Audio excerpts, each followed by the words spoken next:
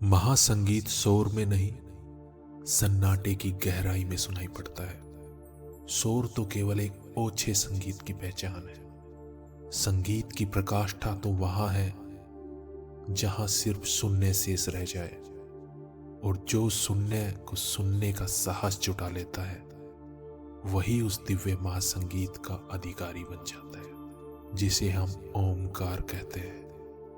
वह कोई बाहरी शोर नहीं, बल्कि उस अनंत महाशून्य की गूंज है।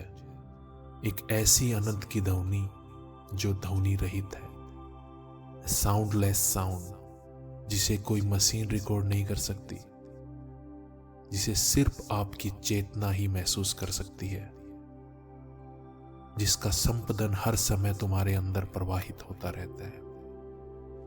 लेकिन हमारी विडंबना देखिए, हमारे समाज की संवेदनशीलता ही खो गई है। वह आज जीवित होते हुए भी चेतना रहित जीवन जी रहा है, एक मुर्दे की तरह। और एक मुर्दा शरीर को आप कितना ही झकझोर ले, वह उत्तेजित नहीं होगा। लेकिन आप जितने जीवित होंगे, आपको उतनी ही कम बाहरी चेतना की जरूरत होगी।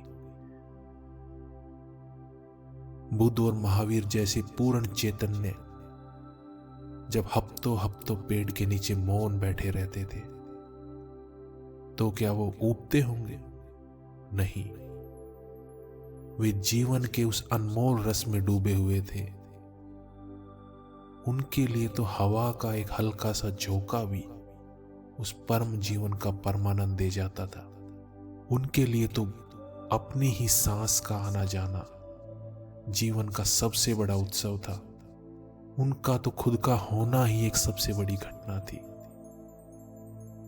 और जब हम खुद के होने को जान जाते हैं,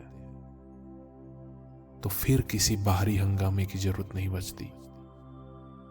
हम सुबह से शाम तक उस अनंत परमात्मा की मौजूदगी में रहते हैं।